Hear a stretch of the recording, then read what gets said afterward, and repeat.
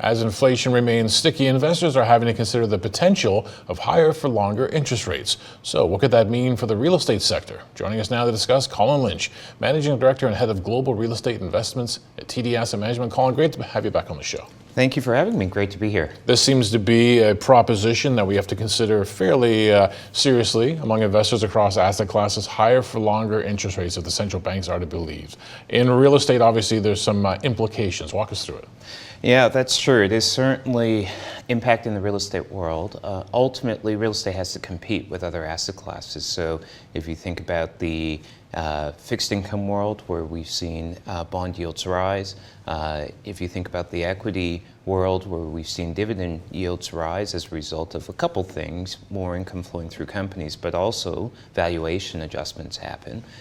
If you're an investor in real estate, you look at real estate, you look at other private asset classes, you look at fixed income, and you look at equities, and ultimately real estate has to compete. Well, how does real estate compete? You look at cap rates. And what's cap rates? Really, that's net operating income divided by the value of the property. And so as net operating income increases, that's a good thing, and that increases cap rates.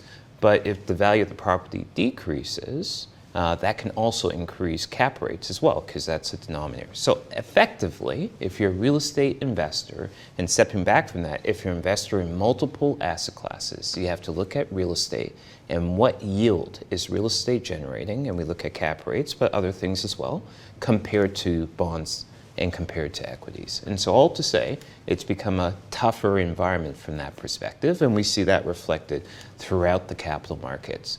Now, why are interest rates going up? Well, we saw the effects of inflation, and there's been a supply issue that the world has been grappling with, but there's also conversely a demand issue, right? And there's been a lot of demand, and we see that through higher sales and through inflation, et cetera. Well, real estate serves the economy. So the flip side to what I just said is that income has been growing across multiple property types. So whether it's in the residential space, where rents are increasing and that's filtering down to the bottom line, whether it's in the retail space where folks are shopping more and that's also filtering down to the bottom line, ultimately you see that income growth offset some of the effects that I just described. And so effectively, you have a little bit of a tug of war. You got really good fundamentals overall in the real estate space, some exceptions. And then you have the impact of rising interest rates, which makes the bar for competition a bit tougher. So net, in certain sectors, the income is winning. And in other sectors of real estate, it's really that, what we call the capital adjustment or the capital markets effect that is having a bigger impact. Now, we're clearly in the later innings of the year. Some people may take a look at the competition that real estate has had against higher interest rates, the competition equity, other asset classes have had, and maybe think that if we're truly near the end of the rate hiking cycle, even if you get higher for longer, maybe the worst is behind us. Is that too much optimism?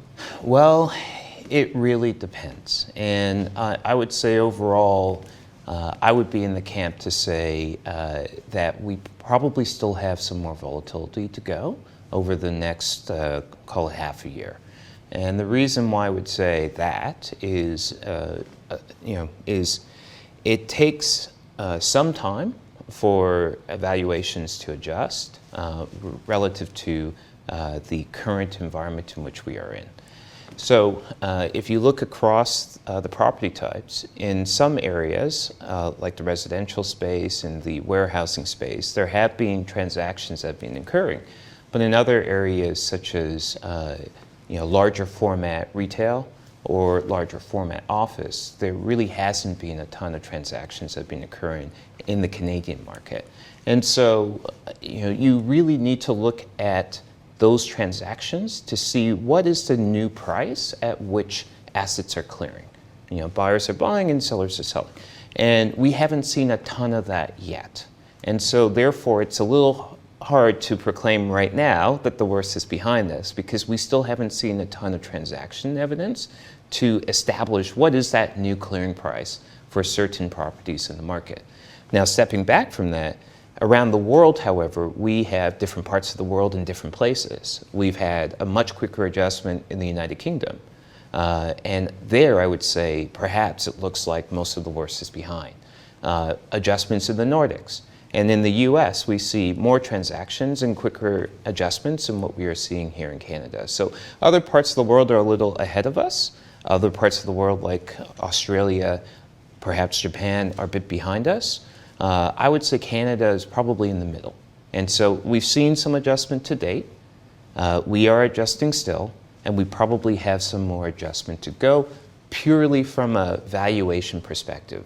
That is independent, back to the point I mentioned before, of the fundamentals. And the fundamentals broadly, again with some caveats, but broadly, look pretty strong. You're saying expect a little bit more volatility as we move forward in this new environment, and assets get repriced. Is there anything that's starting to look at least interesting at this point? Yeah, so in Canada, we have a situation in housing that is quite interesting. We have a few dynamics happening. So one, we have smaller households, generally. We have individuals forming households later in life, so getting married later. Those individuals, when they get married, have smaller households, i.e. less children. And so even if the population were to remain flat, the demand for individual units is growing. In addition, you have cities that are attracting individuals from smaller cities and towns. And that effect is not just in Canada. Actually, everything I described is happening all around the world in developed markets, everywhere from Asia through Europe into Canada and the US. What's interesting about Canada is we have significant population growth driven by immigration. And one of the highest levels of immigration, actually the highest, in the G7 and also in the G20, and certainly proportionately relative to our population of most developed countries in the world. And so all those impacts, smaller households, individuals forming households later in life, et cetera, are magnified by immigration. So all to say, right now, multi-unit residential is an interesting space. Subject to the valuation adjustments that I just described, absolutely, and certainly we've seen that. But those valuation adjustments have been largely offset by the increase in rents. And what's driving the increase in rents? Back to fundamentals, supply and demand. Very limited supply. We are certainly at a housing shortage. We should have a lot more housing in Canada than what we currently have, and very strong demand.